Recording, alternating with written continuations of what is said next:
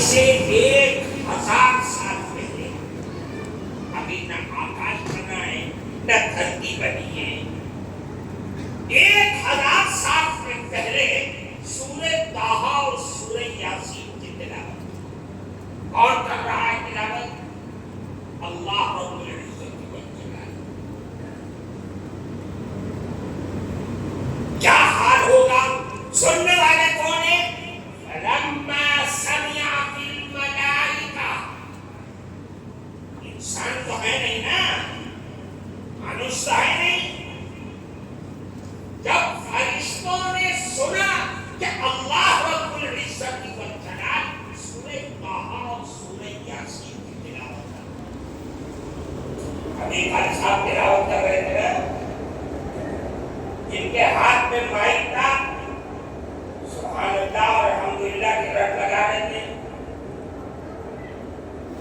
اللہ رب العزت والجلال خود جیسا کہ اس کی شان ہے، کما ہوا شان ہے، اپنی زبان سے سورہ طٰہٰ اور سورہ یاسین کی تلاوت۔ سننے والا کون ہے؟ فرشتے سن رہے ہیں۔ فرشتے پڑھ نہیں سکتے، فرشتے اس کو اپنے سینے میں نہیں رکھ سکتے، ان کو اس کی اجازت ہی نہیں ہے۔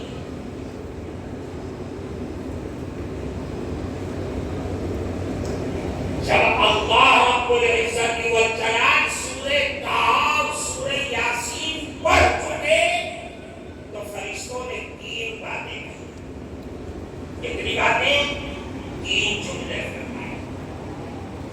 فرمایا طوبیٰ لأمة تنزل هذا علیہا، کتنی خوش نصیب امت ہوگی جس امت پر اللہ اپنا یہ کلام اتارے،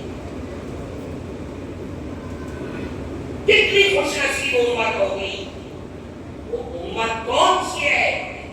رسول اللہ کی امت ہے، نبی آخر الزمان کی امت ہے، محبوب کبریا کی امت ہے، تمام نبیوں کے سردار کی یہ امت ہے جس پر اللہ نے اپنا یہ کلام اتارا۔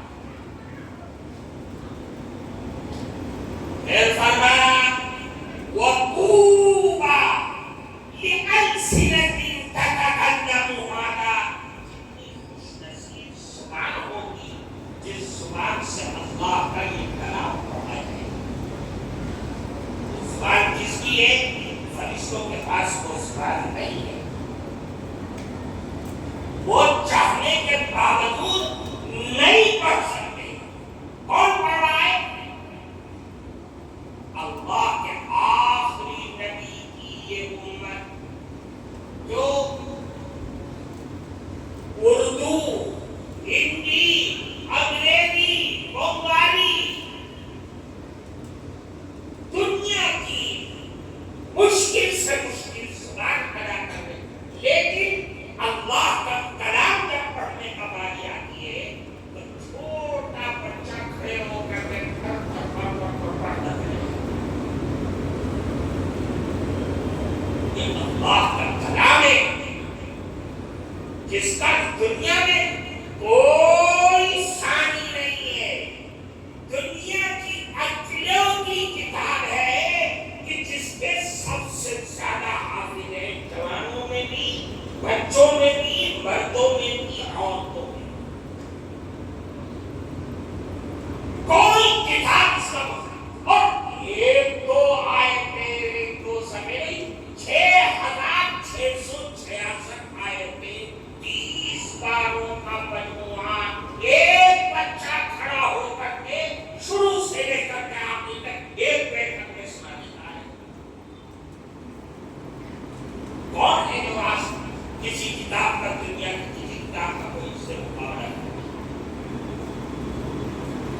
پھر تیسرا جملہ فرمایا وَطُوبَىٰ لِأَجْوَافٍ تَحْمِلُ هَٰذَا، کتنے خوش نصیب دل اور سینے ہوں گے جس دل میں اللہ کا یہ کلام رکھا ہو۔ کون سا دل اور سینے؟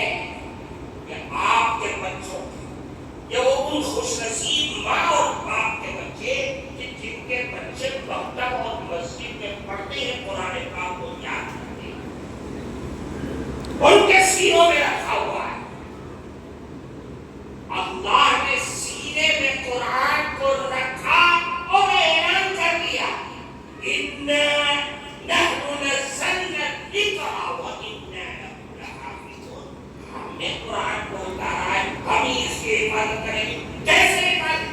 ان بچوں کے سینے میں قرآن کو رکھ دیا اور دنیا کو چیلنج کر دیا کہ آؤ چلاؤ لائبریریاں چلاؤ، مسجدوں سے قرآن کے نسخوں کو لگاؤ، مارکیٹ سے گھروں سے ان بچوں کے سینے میں جو قرآن رکھا ہے اس کو کیسے نکال کر کے گراؤ گے؟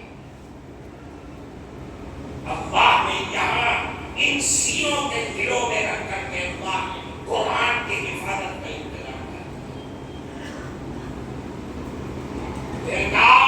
ہم قرآن کے معنی اور اس کے مطابق کی حفاظت کریں، اس کے لیے اللہ نے علماء کی جماعت تیار کر دی۔ ساری تفسیریں ختم کر دو، ان علماء کے سینے سے قرآن کے ترجمے اور مطلب کو کیسے ختم کرو؟ یہ زندہ ہے، قرآن بھی زندہ ہے، اور جب تک قرآن زندہ رہے گا علماء بھی زندہ رہیں گے اور وارثین انبیاء بھی زندہ رہیں گے۔ یہ چوری دعوت کا ساتھ ہے۔ وراثت، انبیاء کی وراثت ہے کیا چیز؟ چارپائی نہیں ہے، دھن دولت نہیں ہے۔ ان الانبیاء لم یورثوا دینارا ولا درہما انما ورثوا العلم۔ یہی تو ہے علم، رسول اللہ کی وراثت سے میرا کہا ہے قرآن کے آیات اور قرآن کے معنی۔ قرآن ملا ہے اور قرآن نام ہے، آیات اور معنی دونوں کا۔ صرف آیات کا نام قرآن نہیں ہے۔ یاد رکھو، جو لوگ ہماری قوم میں ایک بڑی تباہی، ہمارے علماء بھی اس کی طرف توجہ کریں۔ قرآن کا حافظ ہو گیا، پگڑی بن گئی، واہ ہو گیا، حافظ جی تیار ہو گیا، حافظ جی۔